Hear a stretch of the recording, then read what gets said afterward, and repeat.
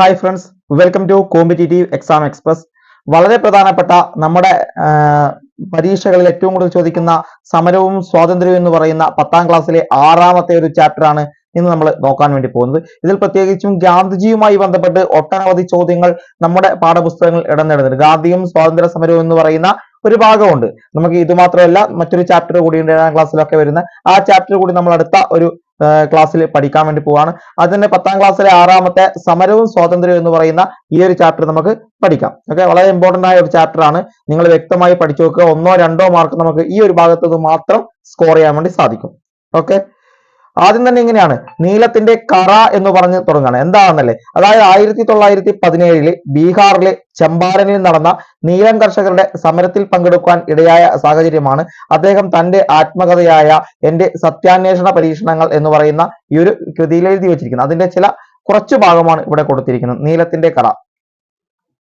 ചമ്പാരൻ എന്ന പേരോ ആ പ്രദേശം ഇന്ത്യയിൽ എവിടെ സ്ഥിതി ചെയ്യുന്നുവെന്നോ നീലം കൃഷി ചെയ്യുന്ന തോട്ടങ്ങളെക്കുറിച്ചോ എനിക്ക് യാതൊരു ധാരണയുമില്ലായിരുന്നു.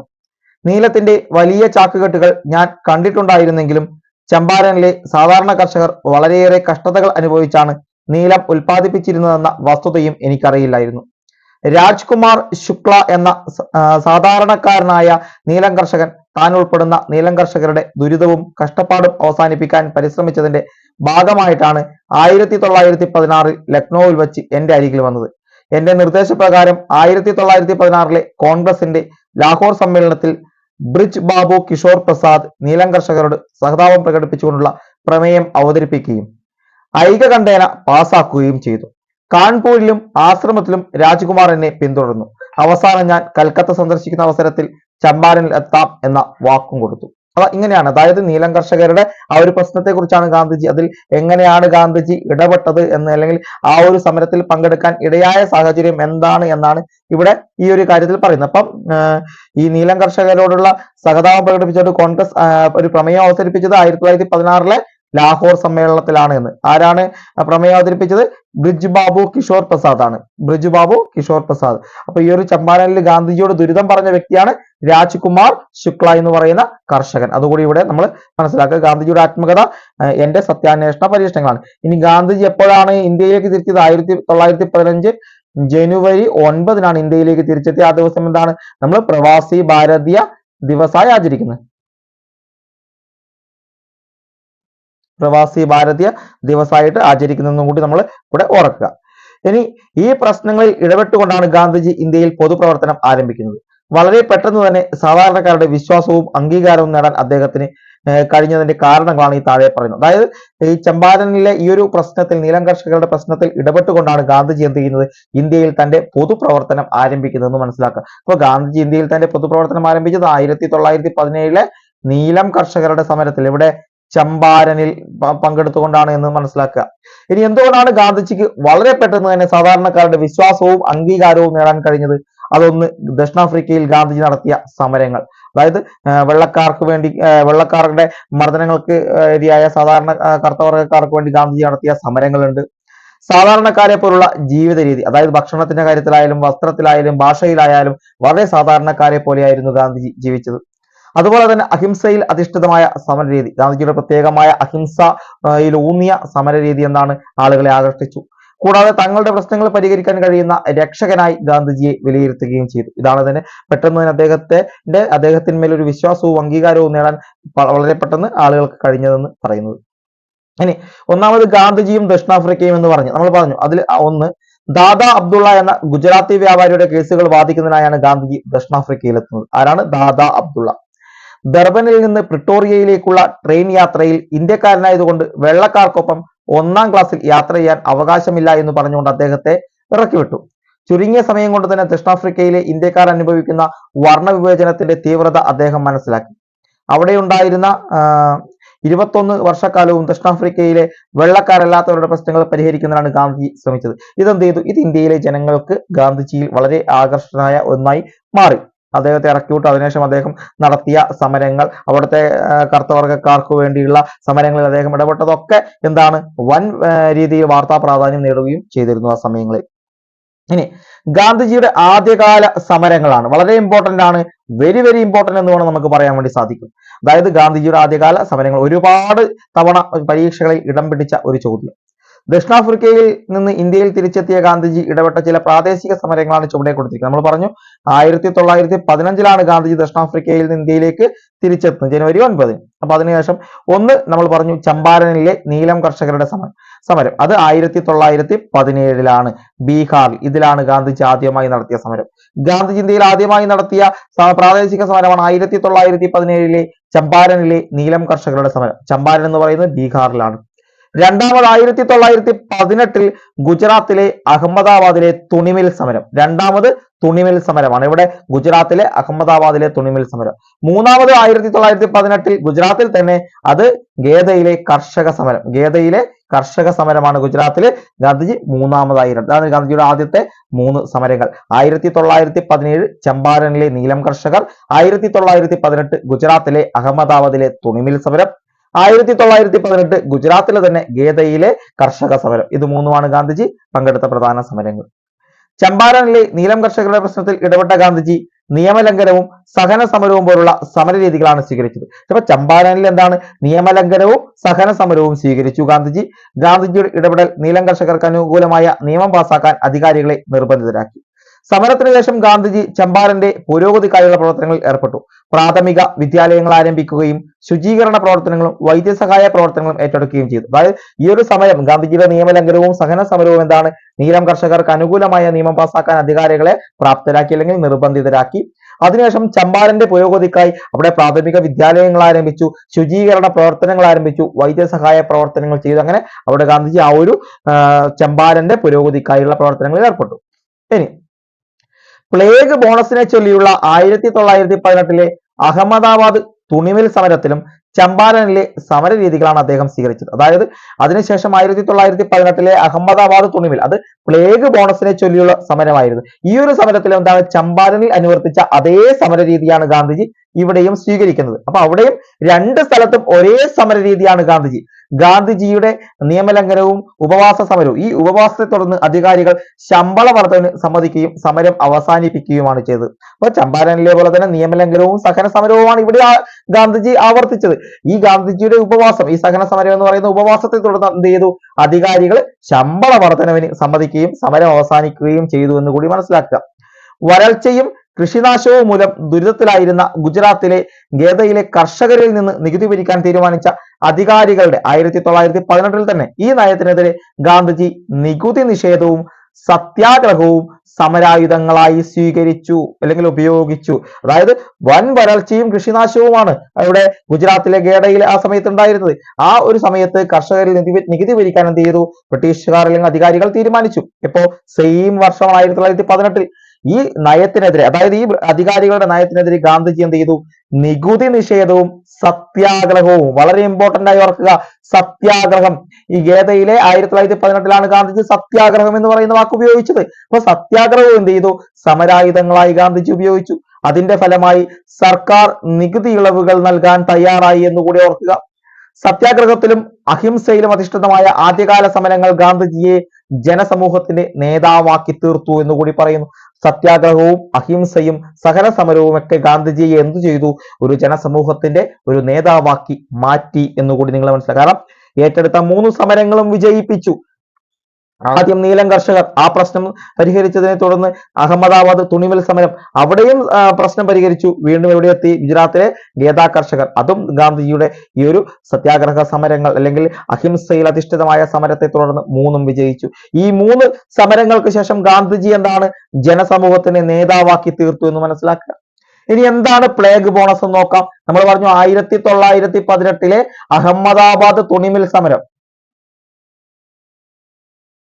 അവിടെയാണ് പ്ലേഗ് ബോണസിനെ പറ്റി എന്ന് പറഞ്ഞു. 1917 അഹമ്മദാബാദിൽ പൊട്ടിപ്പുറപ്പെട്ട പ്ലേഗ് രോഗം അവിടുത്തെ ജനസംഖ്യയുടെ ഏതാണ്ട് 10% പേരെ കൊന്നൊടുക്കി. ഈ കാലയളവിൽ തൊഴിലാളികൾക്ക് അവരുടെ ശമ്പളത്തിന്റെ 80% വരെ ബോണസായി നൽകിയിരുന്നു. രോഗഭീതി മൂലം തൊഴിലാളികൾ തൊഴിലുപേക്ഷിച്ച് പോകാതിരിക്കാനായി ഏർപ്പെടുത്തിയ ഈ സംവിധാനം 1-ാം ലോക യുദ്ധം കൊണ്ടുണ്ടായ വിലക്കയറ്റത്തെ പ്രതിരോധിക്കാൻ തൊഴിലാളികൾക്ക് സഹായമായി. രോഗഭീതി ഒഴിഞ്ഞതോടുകൂടി ഈ ആനുകൂല്യം നിർത്തലാക്കിയതാണ് തൊഴിലാളികളെ സമരത്തിന് പ്രേരിപ്പിച്ചത്. രോഗഭീതി ഒഴിഞ്ഞെങ്കിലും എല്ലാവരുടെയും പ്രശ്നങ്ങൾ അങ്ങ് തീർന്നിരുന്നില്ല. പലരും പല പ്രശ്നങ്ങൾ മൂലം എന്താണ് പ്രയാസപ്പെട്ടുകൊണ്ടിരിക്കുന്ന കാലത്ത് ഈ ബോണസ് എന്ത് ചെയ്തു, അവര് നിർത്തലാക്കി. അത് തൊഴിലാളികൾക്ക് വൻ ഒരു ആഘാതമായി മാറി. ഇതാണ് അവരെ സമരത്തിന് പ്രേരിപ്പിച്ചത്. ആ സമരത്തിന്റെ ആ ഒരു ഇതിലേക്കാണ് ഗാന്ധിജി വരികയും അവർക്ക് അനുകൂലമായ ഒരു തീരുമാനം ഉണ്ടാക്കി കൊടുക്കുകയും ചെയ്തതെന്ന് കൂടി നിങ്ങൾ അവിടെ മനസ്സിലാക്കുക. ഓക്കെ, ഇനി ഗാന്ധിജി ഇന്ത്യയിൽ നടത്തിയ ആദ്യകാല സമരങ്ങളുടെ ഫലങ്ങൾ എന്തെല്ലാമായിരുന്നു എന്ന് നോക്കാം. ആദ്യകാല ഫലങ്ങൾ: ഒന്ന്, ഗാന്ധിജിയുടെ സമരരീതിയും ആശയങ്ങളും സാധാരണക്കാരായ ജനങ്ങൾക്ക് പരിചയപ്പെടാൻ അവസരം ലഭിച്ചു. അതായത് ഗാന്ധിജിയുടെ സമരരീതിയും ആശയങ്ങളും സാധാരണക്കാരായ ജനങ്ങൾക്ക് പരിചയപ്പെടാൻ അവസരം ലഭിച്ചു. വിദ്യാസമ്പന്നരായ ആളുകൾക്കിടയിൽ മാത്രമായി ഒതുങ്ങി നിന്നിരുന്ന ദേശീയ പ്രസ്ഥാനത്തിലേക്ക് സാധാരണക്കാരായ ജനങ്ങളും ആകർഷിക്കപ്പെട്ടു. അതുവരെ സാധാരണക്കാരായ ആളുകൾ എന്താണ്, അവരൊതുങ്ങി അവർക്ക് കിട്ടുന്ന കാര്യങ്ങൾ കൊണ്ട് അങ്ങ് കഴിഞ്ഞു പോവുകയായിരുന്നു. അതുവരെ വിദ്യാസമ്പന്നരായ ആളുകൾ മാത്രമാണ് ഈ ഒരു സമരത്തിൽ, ദേശീയ പ്രസ്ഥാനം എന്ന് പറയുന്ന സമരത്തിൽ ഉണ്ടായിരുന്നത്. എന്നാൽ ഗാന്ധിജിയുടെ ഇടപെടലോടുകൂടി സാധാരണക്കാരായ ജനങ്ങളും ഈ ഒരു ദേശീയ പ്രസ്ഥാനത്തിന്റെ സമരങ്ങളിലേക്ക് എന്താണ് ആകർഷിക്കപ്പെട്ടു തുടങ്ങി എന്ന് മനസ്സിലാക്കുക.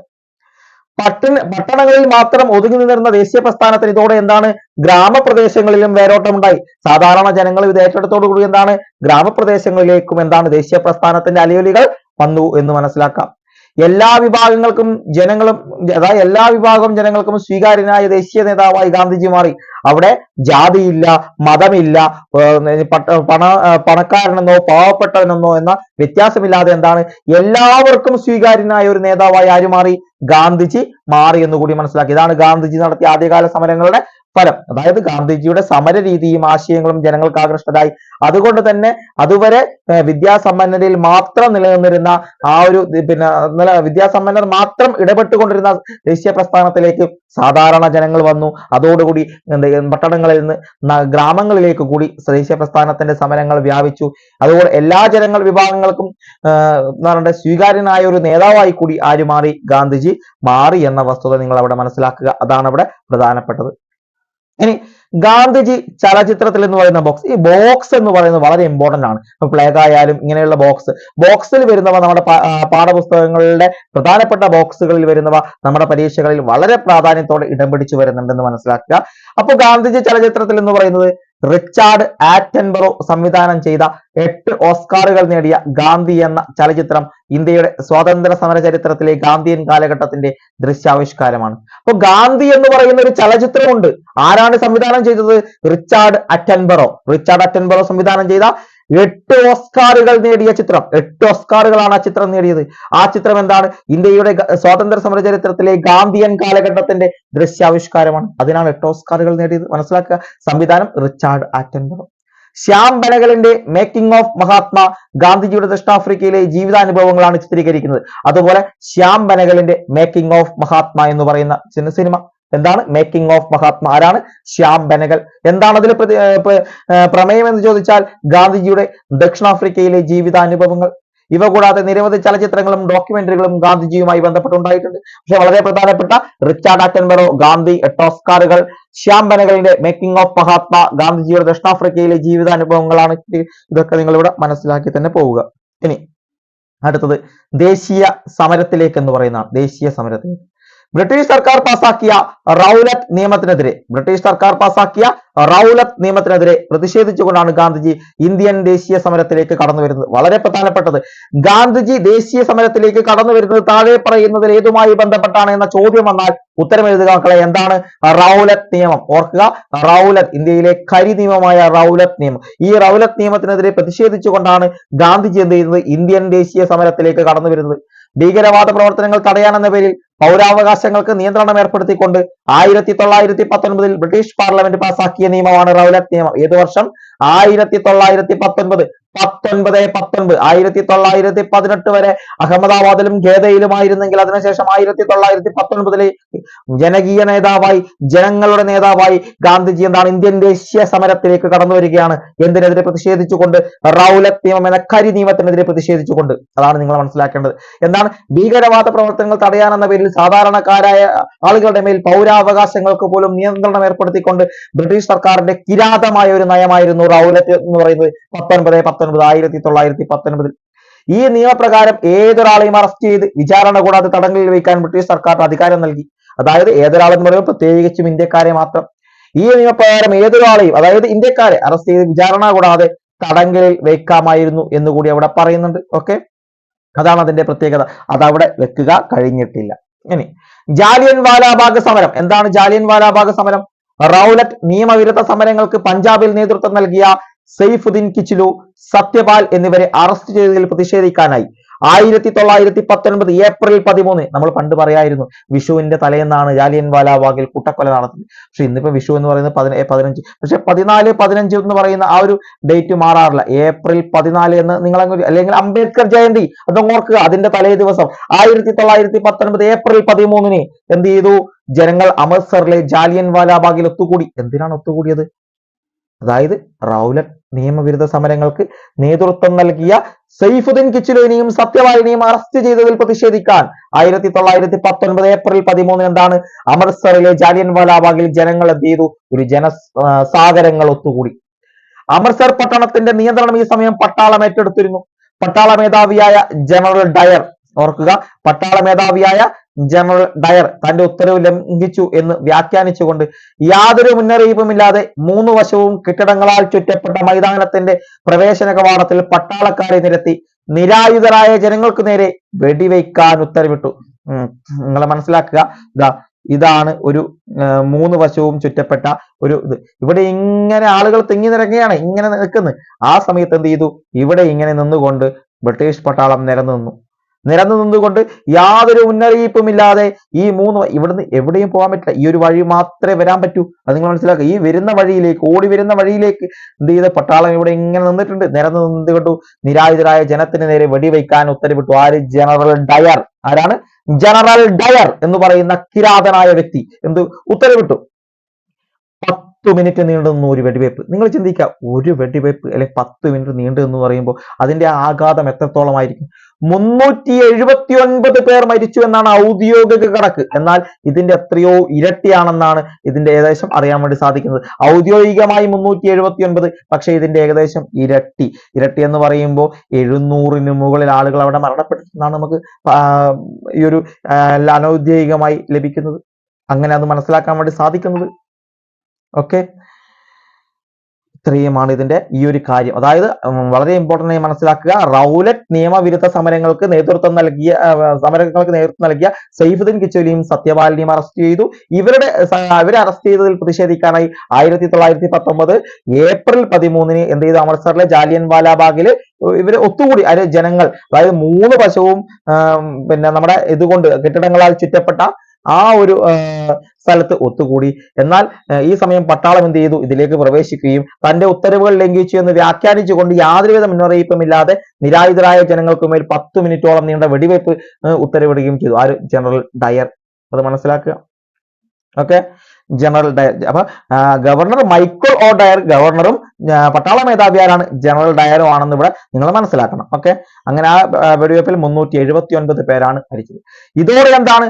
ഇന്ത്യയിലെമ്പാടുമായ ശക്തമായ പ്രതിഷേധത്തിന് ഈ ഒരു ജാലിയൻ വാലാബാഗ് സംഭവം കാരണമായി. ഇന്ത്യയിലെങ്ങും ഇതിന്റെ അലയൊലികൾ പ്രകമ്പനം കൊണ്ടു. എവിടെയും ശക്തമായ പ്രതിഷേധം കൊന്നു. ആ സമയത്താണ് ഗാന്ധിജി തന്റെ വളരെ പ്രധാനപ്പെട്ട ഒരു പ്രതികരണം നടത്തിയത്. പ്ലാസി യുദ്ധം ബ്രിട്ടീഷ് ഭരണത്തിന് അടിത്തറയിട്ടെങ്കിൽ ജാലിയൻ വാലാബാഗ് സംഭവം ബ്രിട്ടീഷ് ഭരണത്തിന്റെ അടിത്തറ ഇളക്കി എന്ന് പറഞ്ഞത് മനസ്സിലാക്കുക. അതായത് പ്ലാസി യുദ്ധമാണ് ബ്രിട്ടീഷ് ഭരണത്തിന് ഇന്ത്യയിൽ അടിത്തറയിട്ടതെങ്കിൽ ആ ജാലിയൻ വാലാബാഗ് സംഭവം എന്താണ്? ബ്രിട്ടീഷ് ഭരണത്തിന്റെ അടിത്തറ ഇളക്കി എന്ന് പറഞ്ഞത് ജാലിയൻ വാലാബാഗിലെ കൂട്ടക്കൊലയെ തുടർന്നാണ്. ആരാണ് പറഞ്ഞത്? മഹാത്മാഗാന്ധി. പലവട്ടം പരീക്ഷയിൽ ആവർത്തിച്ച ഒരു വാക്കാണിത്. പ്ലാസി യുദ്ധം ബ്രിട്ടീഷ് ഭരണത്തിന് അടിത്തറയിട്ടെങ്കിൽ ജാലിയൻ വാലാബാഗ് സംഭവം ബ്രിട്ടീഷ് ഭരണത്തിന്റെ അടിത്തറ ഇളക്കി എന്ന് പറഞ്ഞ വ്യക്തി ആര്? മഹാത്മാഗാന്ധി. ഏത് സംഭവവുമായി ബന്ധപ്പെട്ട്? നമ്മുടെ ജാലിയൻ വാലാബാഗ് സംഭവവുമായി ബന്ധപ്പെട്ട്. എന്തുമായി ബന്ധപ്പെട്ടാണ് ജാലിയൻ വാലാബാഗ് സംഭവം നടക്കുന്നത്? അത് റൗലറ്റ് നിയമവിരുദ്ധ സമരവുമായി ബന്ധപ്പെട്ടാണ്. റൗലറ്റ് നിയമവിരുദ്ധ സമരത്തിന് നേതൃത്വം നൽകിയ സത്യപാലിനെയും സെയ്ഫുദ്ദീൻ കിച്ലുവിനെയും അറസ്റ്റ് ചെയ്തതിൽ പ്രതിഷേധിക്കാനായി 1919 ഏപ്രിൽ 13 ജാലിയൻ വാലാബാഗിൽ ഒത്തുകൂടിയ ആളുകൾക്ക് നേരെ പട്ടാള മേധാവി ജനറൽ ഡയർ വെടിവെക്കുകയും 379ഓളം പേർ ഔദ്യോഗിക കണക്ക് പ്രകാരം മരണപ്പെടുകയും ചെയ്തു. ഈ ഒരു സംഭവമാണ് ഈ ഒരു സംഭവത്തെ അടിസ്ഥാനമാക്കിയാണ് ഗാന്ധിജി പറഞ്ഞത് പ്ലാസി യുദ്ധം ബ്രിട്ടീഷ് ഭരണത്തിന് അടിത്തറയിട്ടെങ്കിൽ ജാലിയൻ വാലാബാഗ് അടിത്തറ ഇളക്കി എന്ന് പറഞ്ഞത്. ഓക്കെ, വലിയ ഇമ്പോർട്ടന്റ് ആണ്. ഒരു ചിത്രകാരന്റെ ഭാവനയിൽ വിരിഞ്ഞ ഒരു സംഭവം. ഇവിടെ ഇങ്ങനെ ഇരുന്ന് എന്ത് ചെയ്തു? പട്ടാളക്കാർ ഇവിടെ നിരായുധരായ ആളുകൾക്ക് നേരെ വെടിവെച്ചു. ഇതാണ് ഇതിന്റെ ഭാവനയിലെ ചിത്രം. അടുത്തത് നിസ്സഹകരണ സമരവും ഖിലാഫത്ത് പ്രസ്ഥാനവും. അതിനു മുമ്പ് നിങ്ങൾ ഈ നിസ്സഹകരണ സമരം എന്താണെന്ന് നമുക്ക് പഠിക്കാം. ഇത് ഗാന്ധിജിയുടെ നേതൃത്വത്തിൽ ഇന്ത്യൻ കോൺഗ്രസ് നടത്തിയ ആദ്യത്തെ ദേശീയ പ്രക്ഷോഭമാണ് നിസ്സഹകരണ സമരം. വളരെ വളരെ ഇമ്പോർട്ടന്റ് ഈ വാക്ക് അങ്ങനെ തന്നെ ചോദ്യമായി വന്നിട്ടുണ്ട്. അതാണ് ഏറ്റവും വലിയ പ്രത്യേകത. ഗാന്ധിജിയുടെ നേതൃത്വത്തിൽ ഇന്ത്യൻ നാഷണൽ കോൺഗ്രസ് നടത്തിയ ആദ്യത്തെ ദേശീയ പ്രക്ഷോഭം ചോദ്യമാണ്. അതേതാണ്? നിസ്സഹകരണ സമരം. ഗാന്ധിജിയുടെ നേതൃത്വത്തിൽ ഇന്ത്യൻ നാഷണൽ കോൺഗ്രസ് നടത്തിയ ആദ്യ ദേശീയ പ്രക്ഷോഭം നിസ്സഹകരണ സമരം. അപ്പൊ എന്താണ് റൗലറ്റ് നിയമം മക്കളെ? ഗാന്ധിജി ഇന്ത്യൻ ദേശീയ സമരത്തിലേക്ക് കടന്നു വരാൻ കാരണമായ ഒരു സമരം ചോദിച്ചാൽ അത് റൗലറ്റ് നിയമം. എന്നാൽ ഇന്ത്യൻ നാഷണൽ കോൺഗ്രസ് നടത്തിയ ആദ്യ സമരം, ഗാന്ധിജിയുടെ നേതൃത്വത്തിൽ ഇന്ത്യൻ നാഷണൽ കോൺഗ്രസ് നടത്തിയ ആദ്യത്തെ സമരം അല്ലെങ്കിൽ ദേശീയ പ്രക്ഷോഭം ചോദിച്ചാൽ അത് നിസ്സഹകരണ സമരം. ഈ ഭാഗം അങ്ങനെ തന്നെ ചോദിച്ചിട്ടുണ്ട്. ഇവിടെ നിന്ന് നിങ്ങൾ നേരെ ഈ ബോക്സിൽ ഇവിടെ തന്നിരിക്കുന്ന ഈ ചാർട്ടിൽ ഇവിടെ വരിക. നിസ്സഹകരണ സമരം, ഈ സാധനം, ഈ ഒരു കാര്യമില്ലേ, ഇതും അങ്ങനെ തന്നെ നമ്മുടെ പരീക്ഷയിൽ സ്റ്റേറ്റ്മെന്റ് ആയി തന്നിട്ടുണ്ടെന്ന് പറഞ്ഞാൽ സത്യമാണ്, തന്നിട്ടുണ്ട്. നിസ്സഹകരണ സമരം: 1. വക്കീലന്മാർ കോടതികൾ ബഹിഷ്കരിക്കുക. 2. വിദേശ വസ്തുക്കൾ ബഹിഷ്കരിക്കുക. 3. തെരഞ്ഞെടുപ്പുകൾ ബഹിഷ്കരിക്കുക. 4. ബ്രിട്ടീഷ് പുരസ്കാരങ്ങൾ തിരികെ നൽകുക. 5. നികുതി നൽകാതിരിക്കുക. 6. വിദ്യാർത്ഥികൾ ഇംഗ്ലീഷ് വിദ്യാലയങ്ങൾ ബഹിഷ്കരിക്കുക. ഇവിടെയുള്ള 4 പോയിന്റുകൾ തന്നിട്ട് അല്ലെങ്കിൽ 3 പോയിന്റുകൾ ശരിയായിട്ടും 1 തെറ്റായും തന്നിട്ട് നിസ്സഹകരണ സമരവുമായി ബന്ധപ്പെട്ട് തെറ്റായ പ്രസ്താവന ഏത് എന്ന് ചോദിച്ചിട്ടുണ്ട്. ഈ സമരം. അതുകൊണ്ട് തന്നെ നിസ്സഹകരണ സമരം അറിയുക. വക്കീലന്മാർ എല്ലാത്തിൽ നിന്നും നിസ്സഹകരണം, അതാണ് നിസ്സഹകരണ സമരം എന്ന് പറയുന്നത്. എല്ലാത്തിൽ നിന്നും നിസ്സഹകരണം, ഒന്നിനോടും സഹകരിക്കില്ല. വക്കീലന്മാർ കോടതികൾ ബഹിഷ്കരിക്കും, കോടതിയിൽ പോകില്ല. വക്കീലന്മാർ കോടതികൾ ബഹിഷ്കരിക്കും. വിദേശ വസ്തുക്കൾ ബഹിഷ്കരിക്കും. അതങ്ങനെ ഓർക്കുക. വക്കീലന്മാർ കോടതികൾ ബഹിഷ്കരിക്കും. വിദേശ വസ്തുക്കൾ ഒരു വിദേശ വസ്തുവും അംഗീകരിക്കില്ല, ബഹിഷ്കരിക്കും. തെരഞ്ഞെടുപ്പുകളിൽ ഒന്നും സഹകരിക്കില്ല, തെരഞ്ഞെടുപ്പുകളെല്ലാം ബഹിഷ്കരിക്കും. ഒരു ബ്രിട്ടീഷ് പുരസ്കാരങ്ങളും സ്വീകരിക്കില്ല, സ്വീകരിച്ചവയ്ക്ക് തിരികെ നൽകും. ബ്രിട്ടീഷ് പുരസ്കാരങ്ങൾ തിരികെ നൽകും. നികുതി നൽകില്ല എന്ന ഉറച്ച തീരുമാനം, നികുതി നൽകില്ല. ഇംഗ്ലീഷ് വിദ്യാലയങ്ങൾ മുഴുവൻ വിദ്യാർത്ഥികൾ ബഹിഷ്കരിക്കും. ഇത്രയും പോയിന്റുകൾ വ്യക്തമായി ഓർത്തു വെക്കുക. 6 പോയിന്റുകൾ വ്യക്തമായി പഠിച്ചു വെക്കുക. ഇതിൽ നിന്ന് സ്റ്റേറ്റ്മെന്റ് രീതിയിലുള്ള ചോദ്യങ്ങൾ LDCക്കും LGSനും ചോദിക്കാം. ഇനി ഡിഗ്രി ലെവൽ പരീക്ഷകൾക്ക് പോലും വേണമെങ്കിൽ ചോദിക്കാം. അത് ഓർത്തു വെക്കുക. ഇനി നേരെ ഇപ്പുറത്തേക്ക് വരും. അപ്പോ ഇന്ത്യൻ നാഷണൽ കോൺഗ്രസിന്റെ നേതൃത്വത്തിൽ ഗാന്ധിജി നടത്തിയ ആദ്യത്തെ ദേശീയ പ്രക്ഷോഭം ഏതാണ്? അത് നിസ്സഹകരണ സമരമാണ്. റൗലറ്റ് വിരുദ്ധ സമരം നൽകിയ ആത്മവിശ്വാസം ബ്രിട്ടീഷ് ഭരണത്തോട് നിസ്സഹകരണം പ്രഖ്യാപിക്കാൻ ഗാന്ധിജിയെ പ്രേരിപ്പിച്ചു. അതായത് റൗലറ്റ് വിരുദ്ധ സമരം എന്താണ്? ആ സമരത്തിന് നൽകിയ ആത്മവിശ്വാസത്തോളം ജനങ്ങൾ ഒഴുകി വന്നു. ഈ സമരത്തോട് അല്ലെങ്കിൽ ഈ സമരം നൽകിയ ആത്മവിശ്വാസം എന്താണ്? ബ്രിട്ടീഷ് ഭരണത്തോട് നിസ്സഹകരണം പ്രഖ്യാപിക്കാൻ ഗാന്ധിജിയെ പ്രേരിപ്പിച്ചു. നിസ്സഹകരണത്തിന്റെ സവിശേഷതകൾ എന്തൊക്കെ? അതാണ് അടുത്തത് നമ്മൾ നോക്കാൻ വേണ്ടി പോകുന്നത്.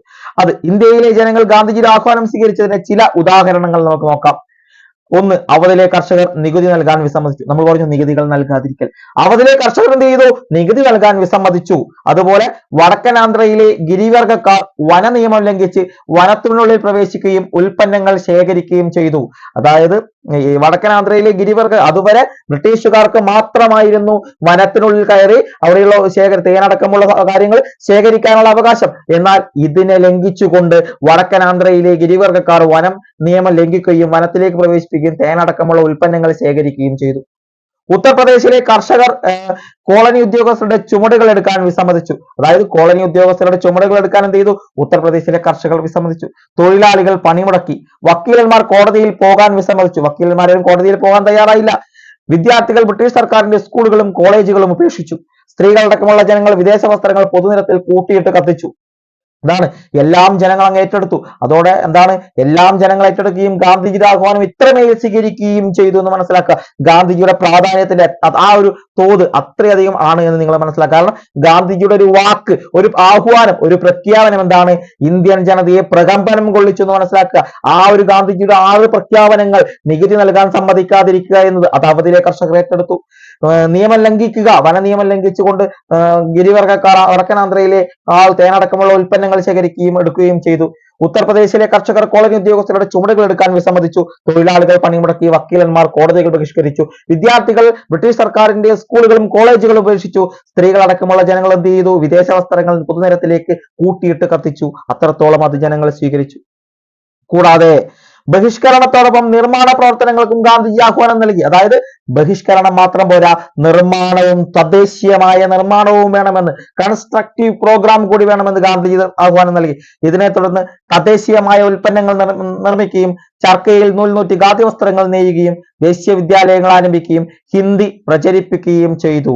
അതായത് ഗാന്ധിജിയുടെ ഈ നിർമ്മാണ പ്രവർത്തനം കൂടി എന്ത് ചെയ്തു? ജനങ്ങൾ ഏറ്റെടുത്തു. തദ്ദേശീയമായ ഉൽപ്പന്നങ്ങൾ നിർമ്മിക്കാൻ ആളുകൾ തയ്യാറായി. ചർക്കയിൽ നൂൽ നൂറ്റി ഖാദി വസ്ത്രങ്ങൾ നെയ്തു. ദേശീയ വിദ്യാലയങ്ങൾ ആരംഭിച്ചു. ഹിന്ദി പ്രചരിപ്പിച്ചു. അങ്ങനെ അവർ ഇതിനോട് ഭാഗമായി. ഐത്തോച്ചാടന പ്രവർത്തനങ്ങളും ഇതിന്റെ ഭാഗമായി.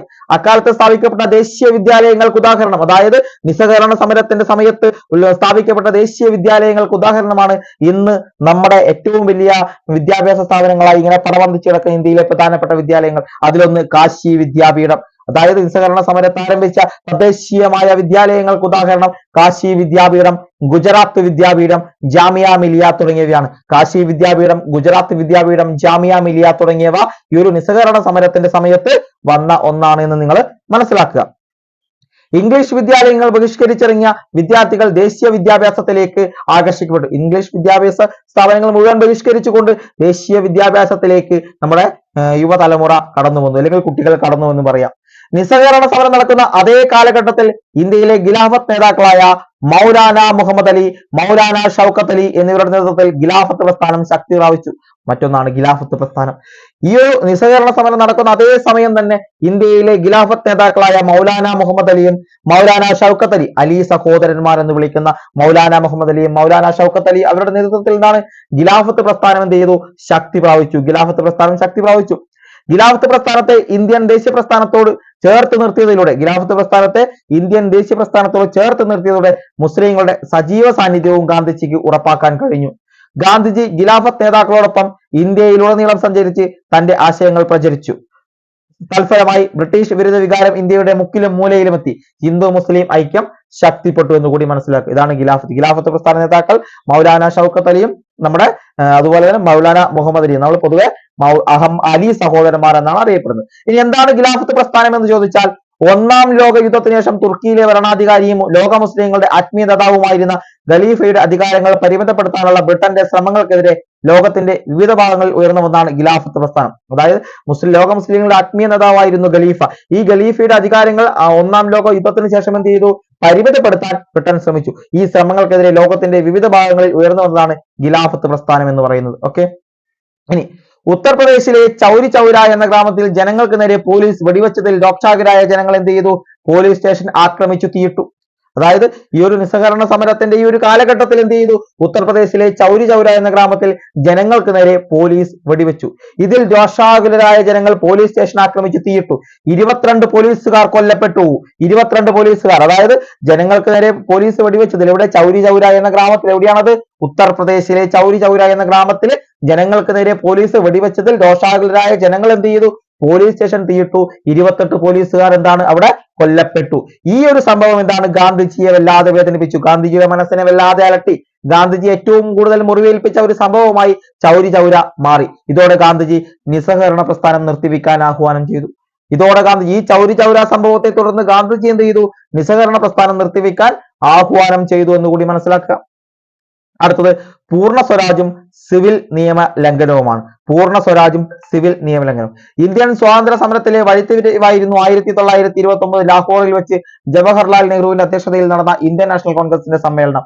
വളരെ ഇമ്പോർട്ടന്റ്. രണ്ടാമതായി, അല്ലെങ്കിൽ നമ്മുടെ പിന്നീട് നമുക്ക് ഏറ്റവും കൂടുതൽ പരീക്ഷയിൽ ഇങ്ങനെ തന്നെ ചോദിച്ച ഒരു സാധനം.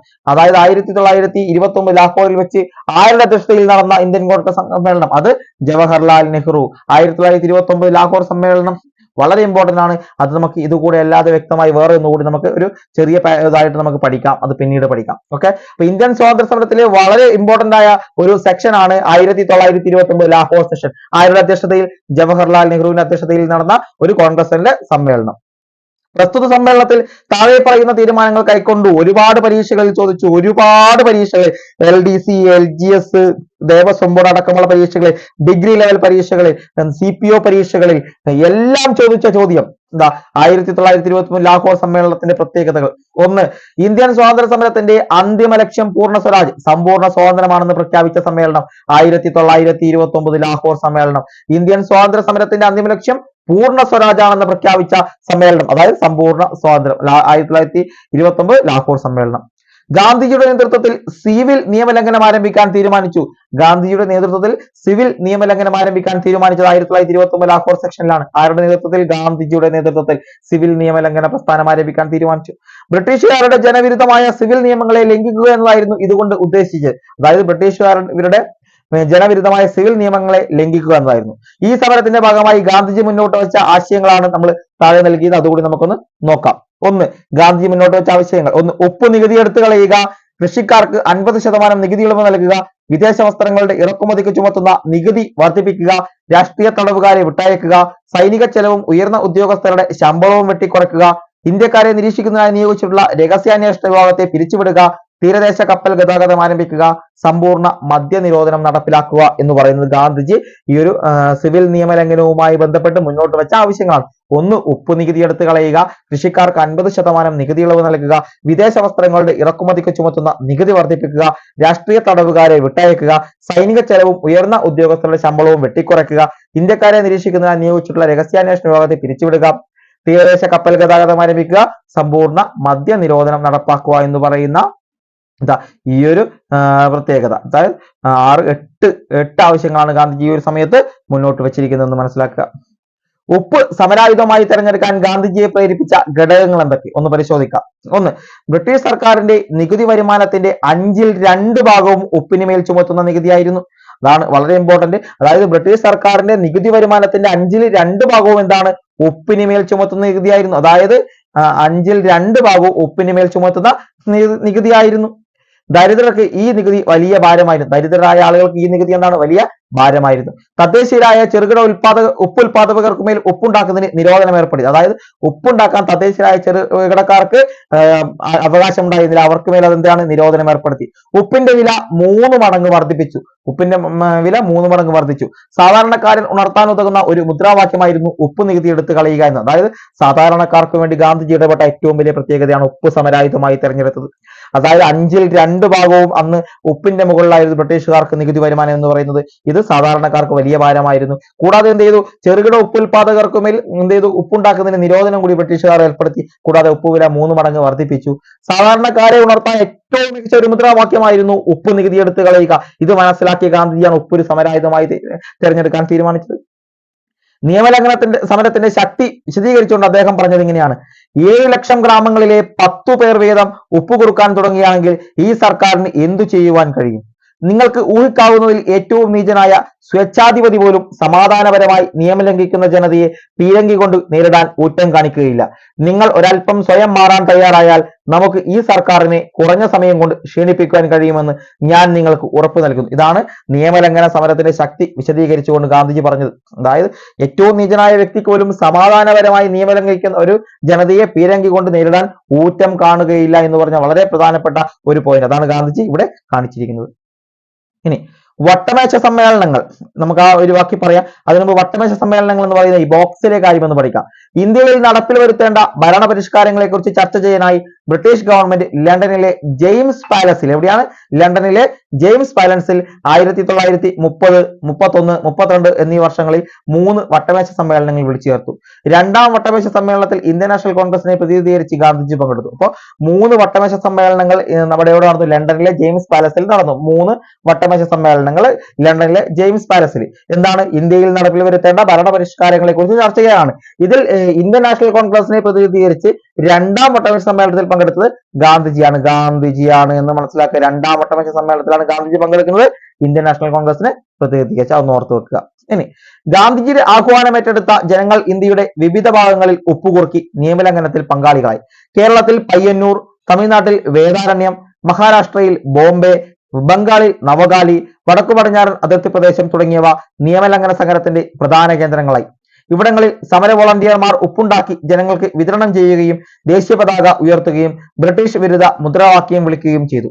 ഗുജറാത്തിലെ ധരാസന ഉപ്പ് നിർമ്മാണശാലയിലേക്ക് സരോജിനി നായിഡുവിന്റെ നേതൃത്വത്തിൽ പുറപ്പെട്ട സത്യാഗ്രഹികളെ വളരെ നിഷ്ഠൂരമായ രീതിയിൽ ബ്രിട്ടീഷ് പോലീസ് നേരിട്ടു. അതായത് ഈ ഒരു ഗാന്ധിജിയുടെ ആഹ്വാനം എന്ത് ചെയ്തു? ജനങ്ങൾ വൻ തോതിൽ തന്നെ ഏറ്റെടുത്തു. അങ്ങനെ പലയിടങ്ങളിലും ഉപ്പ് കുറുക്കി എന്ത് ചെയ്തു? നിയമലംഘനത്തിൽ ജനങ്ങൾ പങ്കാളികളായി. കേരളത്തിലാണെങ്കിൽ അത് പയ്യന്നൂരാണ്, തമിഴ്നാട്ടിലാണെങ്കിൽ അത് വേദാരണ്യമാണ്, മഹാരാഷ്ട്രയിൽ ബോംബെ, ബംഗാളിൽ നവകാലി കൂടാതെ വടക്കു പടിഞ്ഞാറൻ അതിർത്തി പ്രദേശങ്ങളിലും വളരെ ശക്തമായി തന്നെ നിയമലംഘന സമരങ്ങൾ കൃത്യമായി നടന്നു, അല്ലെങ്കിൽ വളരെ പ്രാധാന്യത്തോടെ നടന്നു. ഇവിടങ്ങളിൽ എന്ത് ചെയ്യുന്നു? സമര വോളണ്ടിയർമാർ ഉപ്പുണ്ടാക്കി കുറുക്കി ജനങ്ങൾക്ക് വിതരണം ചെയ്യുകയും ചെയ്തു. ദേശീയ പതാക ഉയർത്തി ബ്രിട്ടീഷ് വിരുദ്ധ മുദ്രാവാക്യം വിളിക്കുകയും ചെയ്തു. ഈ ഒരു സമയമാണ് ഗുജറാത്തിലെ ധരാസന ഉപ്പ് നിർമ്മാണശാലയിലേക്ക് സരോജിനി നായിഡുവിന്റെ നേതൃത്വത്തിൽ പുറപ്പെട്ട സത്യാഗ്രഹികളെ വളരെ നിഷ്ഠൂരമായ രീതിയിൽ, വളരെ ക്രൂരമായ രീതിയിൽ ബ്രിട്ടീഷ് പോലീസ് നേരിട്ടു. ഉപ്പ് സത്യാഗ്രഹത്തെ തുടർന്ന് ബ്രിട്ടീഷ് ഗവൺമെന്റ് ഗാന്ധിജിയെ അറസ്റ്റ് ചെയ്യുകയും സമരം ക്രൂരമായി അടിച്ചമർത്തുകയും ചെയ്തു. ഈ ഒരു ഉപ്പ് സത്യാഗ്രഹത്തെ തുടർന്ന് എന്ത് ചെയ്തു? ബ്രിട്ടീഷ് ഗവൺമെന്റ് ഗാന്ധിജിയെ അറസ്റ്റ് ചെയ്തു, സമരം അതിക്രൂരമായി തന്നെ അടിച്ചമർത്തു. അടുത്താണ് ബ്രിട്ടീഷുകാർ ഇന്ത്യ വിടുക. എന്താണ്? Quit India. ബ്രിട്ടീഷുകാർ ഇന്ത്യ വിടുക. ഗാന്ധിജി പറഞ്ഞൊരു വാക്ക്. ഇതാ ഒരു മന്ത്രം, ഒരു കൊച്ചു മന്ത്രം ഞാൻ നിങ്ങൾക്ക് തരുന്നു. നിങ്ങളുടെ ഓരോ ശ്വാസവും അതിന് ആവിഷ്കാരം നൽകണം. പ്രവർത്തിക്കുക അല്ലെങ്കിൽ മരിക്കുക. Do or die. പ്രവർത്തിക്കുക അല്ലെങ്കിൽ മരിക്കുക. Do or die. നാം ഒന്നുകിൽ ഇന്ത്യയെ സ്വതന്ത്രമാക്കും, അല്ലെങ്കിൽ ആ ശ്രമത്തിൽ മരിക്കും. നാം നമ്മുടെ അടിമത്തം തുടരുന്നത് കാണാൻ ജീവിച്ചിരിക്കുകയില്ല. ഇതാണ് ഗാന്ധിജി പറഞ്ഞ പ്രധാനപ്പെട്ട, അതിലെ ഏറ്റവും പ്രധാനപ്പെട്ടത് ഡു ഓർ ഡൈ, പ്രവർത്തിക്കുക അല്ലെങ്കിൽ മരിക്കുക എന്ന മുദ്രാവാക്യം ഗാന്ധിജി പറഞ്ഞത് ക്വിറ്റ് ഇന്ത്യയുമായി ബന്ധപ്പെട്ട ആണ് എന്ന് മനസ്സിലാക്കുക. അതായത് ഇതാ ഒരു മന്ത്രം, ഒരു കൊച്ചു മന്ത്രം ഞാൻ നിങ്ങൾക്ക് തരുന്നു. നിങ്ങളുടെ ഓരോ ശ്വാസവും അതിന് ആവിഷ്കാരം നൽകണം. പ്രവർത്തിക്കുക അല്ലെങ്കിൽ മരിക്കുക. നാം ഒന്നുകിൽ ഇന്ത്യയെ സ്വതന്ത്രമാക്കും, അല്ലെങ്കിൽ ആ ശ്രമത്തിൽ നാം നമ്മുടെ അടിമത്തം തുടർന്ന് കാണാൻ ജീവിച്ചിരിക്കുകയില്ല എന്ന് പറയും. ഓക്കെ. 1942 ഓഗസ്റ്റ് 8 ബോംബെയിൽ ചേർന്ന കോൺഗ്രസ് സമ്മേളനത്തിൽ ഗാന്ധിജി ജനങ്ങളോട് പറഞ്ഞ വാക്കുകളാണ്. 1942 ഓഗസ്റ്റ് 8 ഇവിടെയാണ് 1942 ഓഗസ്റ്റ് 8 ബോംബെയിൽ ചേർന്ന കോൺഗ്രസ് സമ്മേളനത്തിൽ ഗാന്ധിജി ജനങ്ങളോട് പറഞ്ഞ വാക്കുകളാണ്. ഇന്ത്യൻ നാഷണൽ കോൺഗ്രസ് ഗാന്ധിജിയുടെ നേതൃത്വത്തിൽ നടത്തിയ അവസാനത്തെ ബഹുജന സമരമായ ക്വിറ്റ് ഇന്ത്യ സമരത്തിനുള്ള ആഹ്വാനമായിരുന്നു ഇത്. വളരെ ഇമ്പോർട്ടന്റ് ആയ മറ്റൊരു പോയിന്റ് കൂടി. ഇന്ത്യൻ നാഷണൽ കോൺഗ്രസ് ഗാന്ധിജിയുടെ നേതൃത്വത്തിൽ നടത്തിയ അവസാന ബഹുജന സമരം. ഇന്ത്യൻ നാഷണൽ കോൺഗ്രസ് ഗാന്ധിജിയുടെ നേതൃത്വത്തിൽ നടത്തിയ അവസാന ബഹുജന സമരം ക്വിറ്റ് ഇന്ത്യ. എന്താണ് ക്വിറ്റ് ഇന്ത്യ? ഇന്ത്യ വിടുക. അതാണ് ഡു ഓർ ഡൈ നടത്തിയതോട് ഗാന്ധിജിയുടെ അവസാനത്തെ കോൺഗ്രസിന്റെ നേതൃത്വത്തിലുള്ള സമരമായിരുന്നു എന്ന് ഇത് മനസ്സിലാക്കുക. അപ്പൊ ക്വിറ്റ് ഇന്ത്യ, ആദ്യത്തേത് നിസ്സഹകരണ സമരം, അവസാനത്തെ ബഹുജന സമരം ക്വിറ്റ് ഇന്ത്യ സമരം എന്ന് കൂടി ഓർക്കുക. 1942 August 8 Gandhiji do or die എന്ന് പറയുന്ന പ്രഖ്യാപനം നടത്തിയത്. എവിടെ? ബോംബെയിൽ വെച്ചെന്ന് കൂടി നിങ്ങളിവിടെ ഓർക്കുക. സിവിൽ നിയമലംഘന സമരം പോലെ തന്നെ ജനകീയമായ മറ്റൊരു സമരമായിരുന്നു ക്വിറ്റ് ഇന്ത്യ സമരം. അതായത് സിവിൽ ഡിസൊബീഡിയൻ മൂവ്മെന്റ്, സിവിൽ നിയമലംഘന സമരം പോലെ തന്നെ വളരെ പ്രധാനമായ ജനകീയമായ മറ്റൊരു സമരമായിരുന്നു ക്വിറ്റ് ഇന്ത്യ സമരം. എല്ലാ അധികാരങ്ങളും ഇന്ത്യക്ക് കൈമാറി ഇന്ത്യ വിടാൻ ബ്രിട്ടീഷുകാരെ നിർബന്ധിക്കുന്ന അഹിംസയിലൂന്നിയുള്ള സമരമാണ് ഇതിലൂടെ ഇന്ത്യൻ നാഷണൽ കോൺഗ്രസ് വിഭാവനം ചെയ്തു. ക്വിറ്റ് ഇന്ത്യ സമരത്തിന് കാരണമായ ചില ഘടകങ്ങൾ പരിശോധിക്കാം. ഇന്ത്യയിൽ ഭരണഘടനാ പരിഷ്കാരങ്ങൾ നടപ്പിലാക്കാൻ ബ്രിട്ടൻ കാണിച്ച വൈമനസ്യം, വിലക്കയറ്റവും ക്ഷാമവും മൂലമുള്ള ജനങ്ങളുടെ അതൃപ്തി, രണ്ടാം ലോക യുദ്ധത്തിൽ ബ്രിട്ടൻ പരാജയപ്പെടുമെന്ന തോന്നൽ, ഇതായിരുന്നു ക്വിറ്റ് ഇന്ത്യ സമരത്തിന് കാരണമായ ചില മറ്റു ഘടകങ്ങൾ.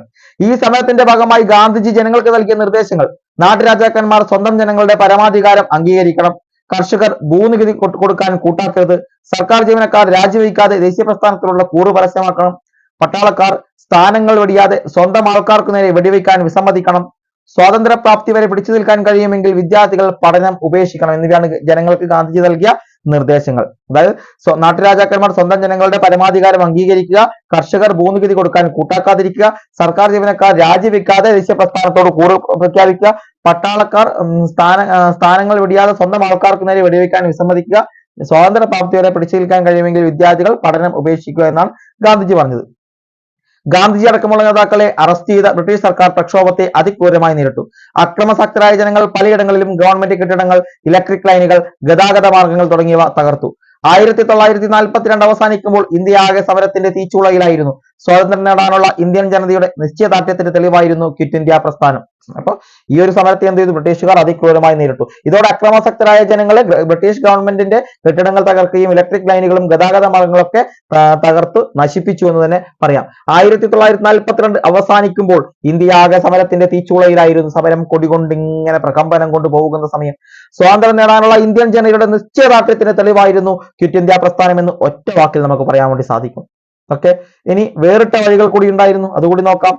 പൊതുജന വികാരം അതിന്റെ പാരമ്യത്തിൽ എത്തി നിൽക്കുമ്പോൾ പിന്മാറ്റത്തിന്റെ കാഹളം പുറപ്പെടുവിക്കുന്നതിന് ഒരു ദേശീയ ദുരന്തത്തിൽ കുറഞ്ഞത് മറ്റൊന്നുമില്ല. മഹാത്മായുടെ പ്രധാന കൂട്ടാളികളായ ദേശബന്ധു CR ദാസ്, മോത്തിലാൽ നെഹ്റു, ലാലാ ലജ്പത് റായ്, പിന്നെ ഞാനും ജയിലിൽ വെച്ച് പൊതുജനങ്ങൾ പ്രതിഷേധത്തോടൊപ്പം ചേർന്നു. മഹാത്മാഗാന്ധിയുടെ ഈ പിന്മാറ്റത്തിൽ ദുഃഖിതനും രോഷാകുലനുമായ ദേശബന്ധുവിനെയായിരുന്നു ഞാൻ ജയിലിൽ വെച്ച് കണ്ടത്. ഇത് സുഭാഷ് ചന്ദ്രബോസ് ആണ് പറഞ്ഞത്.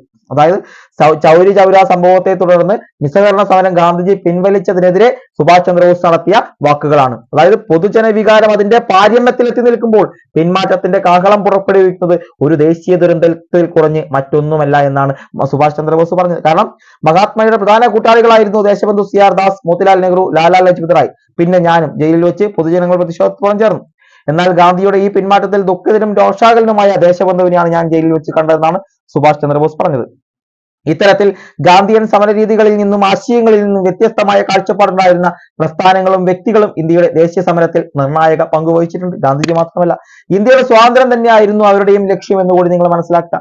ഗാന്ധിജിയുടെ ബഹിഷ്കരണ സമരരീതിയെ എതിർത്ത CR ദാസ്, മോത്തിലാൽ നെഹ്റു എന്നിവർ 1923 സ്വരാജ് പാർട്ടിക്ക് രൂപം നൽകി. അടുത്തത് സ്വരാജ് പാർട്ടി, അതായത് പരീക്ഷയിൽ വീണ്ടും ചോദിക്കുന്ന സ്വരാജ് പാർട്ടി വളരെ ഇമ്പോർട്ടന്റ് ആണ്. 1923 CR Das, Motilal Nehru,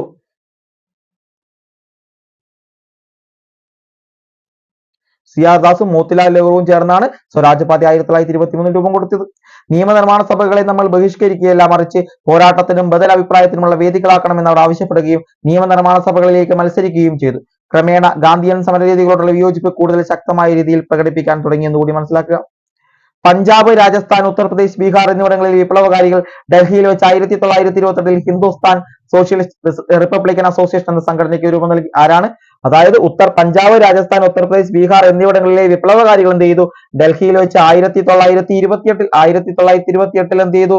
Hindustan republic association, Hindustan socialist republic association HSRA എന്ന് പറയുന്ന സംഘടനയ്ക്ക് രൂപം, ഹിന്ദുസ്ഥാൻ സോഷ്യലിസ്റ്റ് റിപ്പബ്ലിക് അസോസിയേഷൻ എന്ന സംഘടനയ്ക്ക് രൂപം നൽകി. ഭഗത് സിംഗ്, ചന്ദ്രശേഖർ ആസാദ്, രാജ്ഗുരു, സുഖ്ദേവ് തുടങ്ങിയവരായിരുന്നു ഇതിന് നേതൃത്വം നൽകിയത്. സായുധ വിപ്ലവത്തിനായി ഇവർ ആരംഭിച്ച സേനാ വിഭാഗമാണ് റിപ്പബ്ലിക്കൻ ആർമി. കോളനി ഭരണം അട്ടിമറിക്കുകയും ഇന്ത്യൻ സംസ്ഥാനങ്ങളുടെ ഫെഡറൽ റിപ്പബ്ലിക് സ്ഥാപിക്കുന്നതിന് സായുധ വിപ്ലവം സംഘടിപ്പിക്കുമായിരുന്നു ഇവരുടെ ലക്ഷ്യം എന്ന് പറയുന്നത്. അപ്പോൾ HSR, Hindustan socialist republic association 1928 ആരംഭിച്ചത് ഭഗത് സിംഗ്, ചന്ദ്രശേഖർ ആസാദ്, രാജ്ഗുരു, സുഖ്ദേവ് തുടങ്ങിയവരായിരുന്നു. ഈ സായുധ വിപ്ലവത്തിനായി ഇവർ ആരംഭിച്ച സേനാ വിഭാഗമാണ് റിപ്പബ്ലിക്കൻ ആർമി എന്നുകൂടി പറയുന്നത്. കോളനി ഭരണം അട്ടിമറിക്കുകയും ഇന്ത്യൻ സംസ്ഥാനങ്ങളുടെ ഫെഡറൽ റിപ്പബ്ലിക് സ്ഥാപിക്കുന്നതിന് സായുധ വിപ്ലവം സംഘടിപ്പിക്കുകയുമായിരുന്നു ഇവരുടെ ലക്ഷ്യം.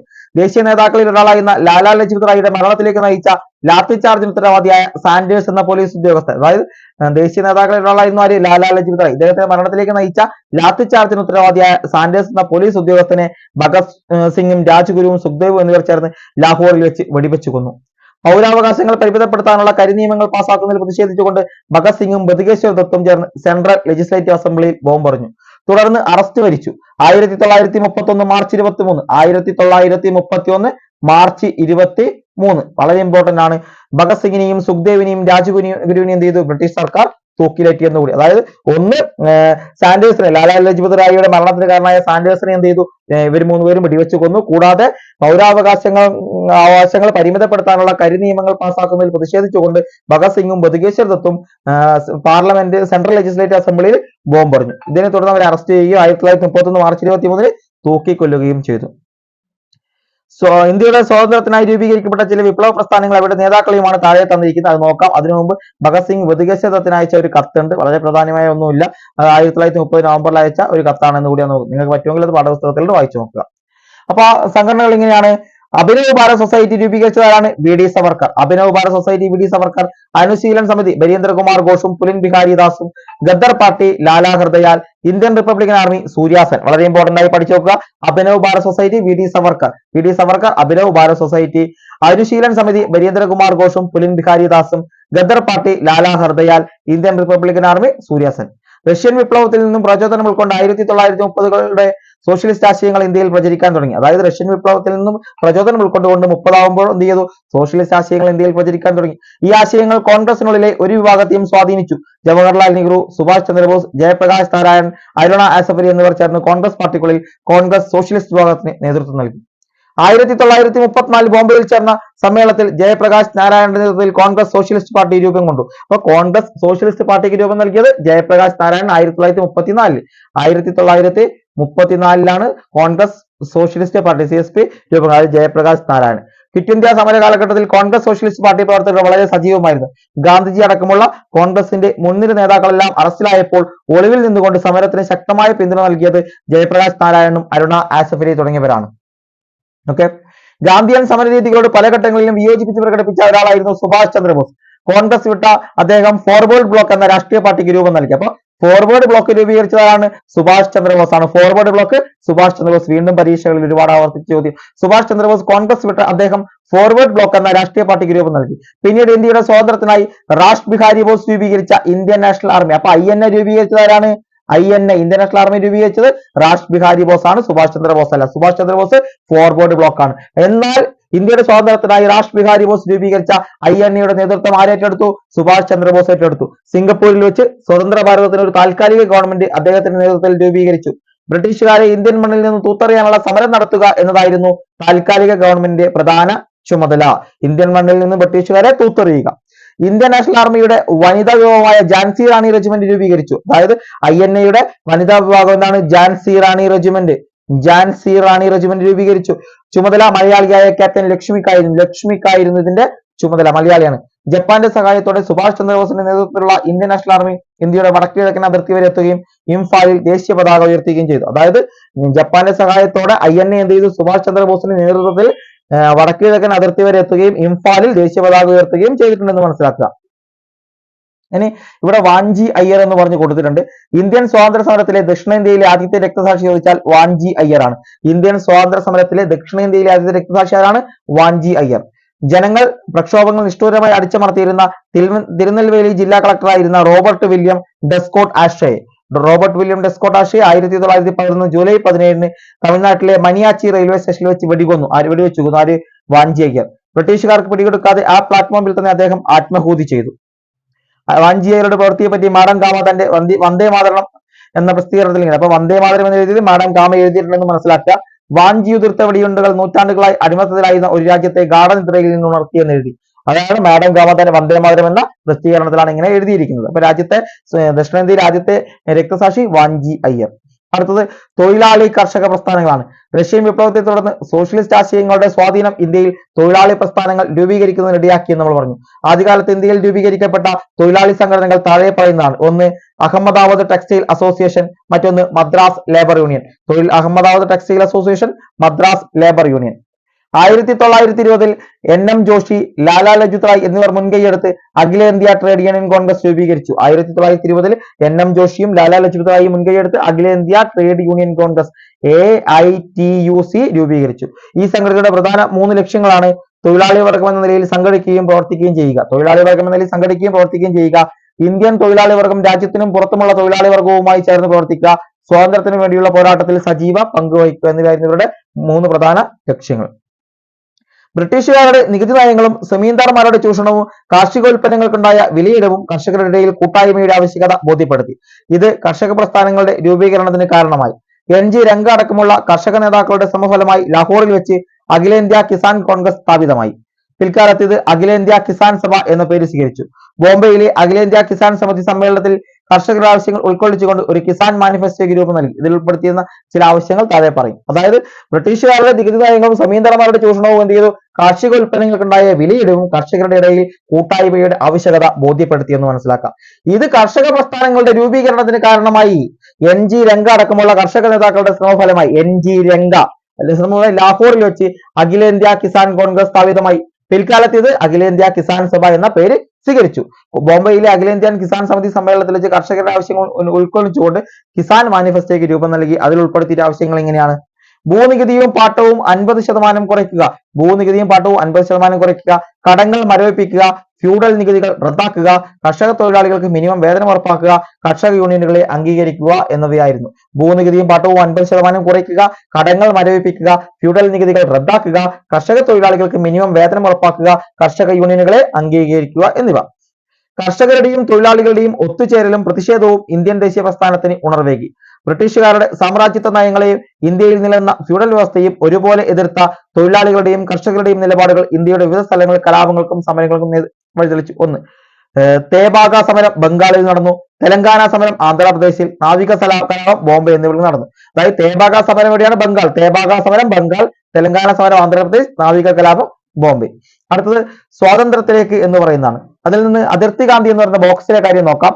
ദ്വിരാഷ്ട്രവാദത്തെയും ഇന്ത്യയുടെ വിഭജനത്തെയും ശക്തമായി എതിർത്തിരുന്ന നേതാവാണ് ഖാൻ അബ്ദുൽ ഗാഫർ ഖാൻ. ദ്വിരാഷ്ട്രവാദത്തെയും ഇന്ത്യയുടെ വിഭജനത്തെയും ശക്തമായി എതിർത്ത നേതാവ് ഖാൻ അബ്ദുൽ ഗാഫർ ഖാൻ. ഇന്ത്യയുടെ വടക്കു പടിഞ്ഞാറൻ അതിർത്തി പ്രദേശങ്ങളിൽ നിരവധി സമരങ്ങൾക്ക് നേതൃത്വം നൽകിയ അദ്ദേഹത്തെ ഇന്ത്യയുടെ വിഭജനം ദുഃഖിപ്പിച്ചു. ഹിന്ദു മുസ്ലിം ഐക്യത്തിന് വേണ്ടി നിലകൊണ്ട അതിർത്തി ഗാന്ധി എന്നറിയപ്പെടുന്നു. അപ്പൊ ഹിന്ദു മുസ്ലിം ഐക്യത്തിന് വേണ്ടി നിലകൊണ്ട വ്യക്തിയാണ് ആര്? അതിർത്തി ഗാന്ധി എന്നറിയപ്പെടുന്ന ഖാൻ അബ്ദുൽ ഗാഫർ ഖാൻ. ഇന്ത്യ ഗവൺമെന്റിന്റെ പരമോന്നത ബഹുമതിയായ ഭാരതരത്ന നൽകി രാഷ്ട്രം അദ്ദേഹത്തെ ആദരിച്ചിട്ടുണ്ടെന്ന് കൂടി ഓർക്കുക. ഇതൊക്കെ നമ്മുടെ പരീക്ഷയിൽ ചോദിച്ചതാണ്. ദ്വിരാഷ്ട്രവാദത്തെയും ഇന്ത്യയുടെ വിഭജനത്തെയും എതിർത്തിരുന്ന ഭാരതരത്ന നൽകി രാഷ്ട്രം ആദരിച്ചിരുന്ന വ്യക്തിയാണ് ഖാൻ അബ്ദുൽ ഗാഫർ ഖാൻ, അതിർത്തി ഗാന്ധി എന്നുകൂടി അറിയപ്പെടുന്നു. ഇനി സ്വാതന്ത്ര്യത്തിലേക്ക്. രണ്ടാം ലോകയുദ്ധം ലോകത്താകമാനം സാമ്രാജ്യത്വത്തിന്റെ തകർച്ചയ്ക്ക് കാരണമായി. ബ്രിട്ടൻ സാമ്പത്തികമായി ദുർബലമാവുകയും അതുവഴി കോളനികൾ നിലനിർത്താനുള്ള ശേഷി നഷ്ടപ്പെടുകയും ചെയ്തു. ഏഷ്യയിലും ആഫ്രിക്കയിലും സ്വാതന്ത്ര്യ സമരങ്ങൾ ശക്തിപ്പെട്ടതും ലോകത്തെ വൻ ശക്തികളായി വളർന്നു വന്ന അമേരിക്കയും സോവിയറ്റ് യൂണിയനും കോളനി വാഴ്ചയ്ക്കെതിരായി നിലപാടെടുത്തതും ഇന്ത്യക്ക് സ്വാതന്ത്ര്യം നൽകാൻ ബ്രിട്ടനെ നിർബന്ധിതരാക്കി. അതാണ് ലണ്ടൻ ലോകയുദ്ധം എന്ത് ചെയ്തു? ലോകത്താകമാനം സാമ്രാജ്യത്വത്തിന്റെ തകർച്ചയ്ക്ക് കാരണമായി. ബ്രിട്ടൻ സാമ്പത്തികമായി ദുർബലമാവുകയും അതുവഴി കോളനികൾ നിലനിർത്താനുള്ള ശേഷി ബ്രിട്ടന് നഷ്ടപ്പെടുകയും ചെയ്തു. ഏഷ്യയിലും ആഫ്രിക്കയിലും സ്വാതന്ത്ര്യ സമരങ്ങൾ ശക്തിപ്പെട്ടതും ലോകത്തെ വൻ ശക്തികളായി വളർന്നു വന്ന അമേരിക്കയും സോവിയറ്റ് യൂണിയനും കോളനി വാഴ്ചയ്ക്കെതിരായി നിലപാടെടുത്തതും ഇന്ത്യക്ക് സ്വാതന്ത്ര്യം നൽകാൻ ബ്രിട്ടനെ നിർബന്ധിതമാക്കി. ഇന്ത്യയോട് അനുഭാവം പുലർത്തിയിരുന്ന ക്ലെമന്റ് ആറ്റ്ലിയുടെ നേതൃത്വത്തിൽ ലേബർ പാർട്ടി ബ്രിട്ടനിൽ അധികാരത്തിൽ വന്നതും സ്വാതന്ത്ര്യ സമ്പാദനം എളുപ്പമാക്കി. അതായത് ഇന്ത്യയോട് അനുഭാവം പുലർത്തിയിരുന്ന വ്യക്തിയാണ് ആര്? Clement Attlee. ഇദ്ദേഹത്തിന്റെ നേതൃത്വത്തിൽ എന്ത് ചെയ്തു? ലേബർ പാർട്ടി ഈ ഒരു സമയത്ത് ബ്രിട്ടനിൽ അധികാരത്തിൽ വന്നു. ഇതെന്ത് ചെയ്തു? സ്വാതന്ത്ര്യ സമ്പാദനം എളുപ്പമാക്കി എന്ന് പറയാം. എന്നാൽ മുഹമ്മദ് അലി ജിന്നയുടെ നേതൃത്വത്തിൽ സർവേന്ത്യ ലീഗ് പാകിസ്ഥാൻ എന്ന പ്രത്യേക രാജ്യം വേണമെന്ന് ആവശ്യപ്പെട്ടു. ജിന്നയുടെ നേതൃത്വത്തിൽ സർവേന്ത്യ ലീഗ് എന്ത് ചെയ്തു? പാകിസ്ഥാൻ എന്ന പ്രത്യേക രാജ്യം വേണമെന്ന് ആവശ്യപ്പെട്ടു. തുടർന്ന് ഈ പ്രശ്നം പരിഹരിച്ച് ഇന്ത്യക്ക് സ്വാതന്ത്ര്യം നൽകാനുള്ള പ്രവർത്തനങ്ങൾക്കായി മൗണ്ട് ബാറ്റൻ പ്രഭുവിനെ ഇന്ത്യയുടെ വൈസ്രോയിയായി നിയമിച്ചു. അതായത് ഇന്ത്യക്ക് സ്വാതന്ത്ര്യം വേണം, പക്ഷെ പാകിസ്ഥാൻ എന്ന് പറയുന്ന മറ്റൊരു രാജ്യവും വേണമെന്ന് രണ്ട് വാദം വന്നു. ഇതേ സമയത്ത് ഈ ഒരു പ്രശ്നം പരിഹരിച്ച് ഇന്ത്യക്ക് സ്വാതന്ത്ര്യം നൽകാനുള്ള പ്രവർത്തനങ്ങൾക്കായി മൗണ്ട് ബാറ്റൻ പ്രഭുവിനെ ഇന്ത്യയുടെ വൈസ്രോയിയായി നിയമിച്ചു. ഇന്ത്യയെ വിഭജിക്കാതെ അധികാര കൈമാറ്റം സാധ്യമല്ലെന്ന് വാദിച്ച മൗണ്ട് ബാറ്റൻ അതിനുവേണ്ടി തയ്യാറാക്കിയതാണ് മൗണ്ട് ബാറ്റൻ പദ്ധതി. മൗണ്ട് ബാറ്റൻ പദ്ധതി എന്ന് ഇന്ത്യയെ വിഭജിക്കാതെ അധികാര കൈമാറ്റം സാധ്യമല്ലെന്നാര്? മൗണ്ട് ബാറ്റൻ വാദിച്ചു. ഇതോടെ ഇതിനുവേണ്ടി തയ്യാറാക്കിയതാണ് മൗണ്ട് ബാറ്റൻ പദ്ധതി. മുസ്ലിങ്ങൾക്ക് ഭൂരിപക്ഷമുള്ള പ്രദേശത്ത് അവർ ആഗ്രഹിക്കുകയാണെങ്കിൽ ഒരു പ്രത്യേക രാജ്യം അനുവദിക്കേണ്ടതാണ്. പഞ്ചാബും ബംഗാളും രണ്ടായി വിഭജിക്കേണ്ടതാണ്. വടക്കു പടിഞ്ഞാറൻ അതിർത്തി സംസ്ഥാനം പാകിസ്ഥാനിൽ ചേരണമോ വേണ്ടയോ എന്ന് തീരുമാനിക്കുന്ന ഒരു ഹിതപരിശോധന നടത്തുന്നതാണ്. ബംഗാളിലെയും പഞ്ചാബിലെയും ഹിന്ദു മുസ്ലിം സംസ്ഥാനങ്ങളുടെ അതിർത്തി നിർണ്ണയിക്കുന്ന ഒരു അതിർത്തി നിർണ്ണയ കമ്മീഷനെ നിയമിക്കുന്നതാണ്. ഇതാണ് പറഞ്ഞത്. അതായത് മുസ്ലിങ്ങൾക്ക് ഭൂരിപക്ഷമുള്ള പ്രദേശത്ത് അവർ ആഗ്രഹിക്കുകയാണെങ്കിൽ ഒരു പ്രത്യേക രാജ്യം അനുവദിക്കേണ്ടതാണ്. പഞ്ചാബും ബംഗാളും രണ്ടായി വിഭജിക്കേണ്ടതാണ്. വടക്കു പടിഞ്ഞാറൻ അതിർത്തി സംസ്ഥാനം പാകിസ്ഥാനിൽ ചേർക്കണോ വേണ്ടയോ എന്ന് തീരുമാനിക്കുന്നത് ഹിതപരിശോധന നടത്തുന്നതാണ്. ബംഗാളിലെയും പഞ്ചാബിലെയും ഹിന്ദു മുസ്ലിം സംസ്ഥാനങ്ങളുടെ അതിർത്തി നിർണ്ണയിക്കുന്നതിന് ഒരു അതിർത്തി നിർണ്ണയ കമ്മീഷൻ നിയമിക്കുന്നതാണെന്നാണ് പറഞ്ഞത്. കോൺഗ്രസും സർവേന്ത്യ ലീഗും ഈ ഒരു പദ്ധതി അംഗീകരിച്ചു. അതായത് കോൺഗ്രസും സർവേന്ത്യ ലീഗും അംഗീകരിച്ചു. എന്നാൽ ഖാൻ അബ്ദുൽ ഗാഫറിനെ പോലുള്ള ദേശീയവാദികൾ ഇതിനെ എതിർത്തു. 1947 ജൂലൈയിൽ British parliament Indian independent act പാസാക്കി. അപ്പൊ 1947 ജൂലൈയിലാണ് ബ്രിട്ടീഷ് പാർലമെന്റിൽ ഇന്ത്യൻ സ്വാതന്ത്ര്യ നിയമം പാസാക്കുന്നത്. ഇന്ത്യ പാകിസ്ഥാൻ എന്നീ രണ്ട് സ്വതന്ത്ര രാജ്യങ്ങൾ നിലവിൽ വന്നു. സ്വതന്ത്ര ഇന്ത്യയുടെ ആദ്യത്തെ പ്രധാനമന്ത്രിയായി ജവഹർലാൽ നെഹ്റു സത്യപ്രതിജ്ഞ അധികാരമേറ്റു. അറിയാലോ, ഇന്ത്യയുടെ സ്വാതന്ത്ര്യ സമരം ഒരു ബഹുജന ദേശീയ സമരമാക്കി മാറിയത് എങ്ങനെയാണെന്നാണ് നമ്മൾ ചർച്ച ചെയ്തത്. ഗാന്ധിജിയുടെ ആശയങ്ങളും സമരരീതികളുമായിരുന്നു ഇതിൽ പ്രധാന പങ്കുവഹിച്ചത്. ഗാന്ധിയൻ രീതിയിൽ നിന്ന് വ്യത്യസ്തമായ സമരമാർഗങ്ങൾക്കും ഈ കാലഘട്ടം സാക്ഷ്യം വഹിച്ചു. ഇത്തരത്തിൽ വ്യത്യസ്ത ധാരകളിലൂടെ ശക്തി പ്രാപിച്ച ദേശീയ പ്രസ്ഥാനത്തിന്റെ ഫലമായിരുന്നു 1947 ഓഗസ്റ്റ് 15 ഇന്ത്യക്ക് ലഭിച്ച സ്വാതന്ത്ര്യം. എപ്പോഴാണ് 1947 ഓഗസ്റ്റ് 15 ഇന്ത്യക്ക് ലഭിച്ച സ്വാതന്ത്ര്യം? ആദ്യ പ്രധാനമന്ത്രി ജവഹർലാൽ നെഹ്റു. അപ്പോൾ ഈ ഒരു പാഠത്തിൽ സമരവും സ്വാതന്ത്ര്യവും എന്ന പാഠത്തിൽ പറയുന്ന ഇങ്ങനെയാണ്. ഒന്ന്, പ്രാദേശിക സമരങ്ങളെ കുറിച്ച് പറയുന്നു. അത് ചമ്പാരനിലെ നീലം കർഷകരുടെ സമരം, അഹമ്മദാബാദിലെ തുണിമിൽ സമരം, ഗേദയിലെ കർഷക സമരം. ഇതെല്ലാം ഗാന്ധിജി 1917, 18, 18.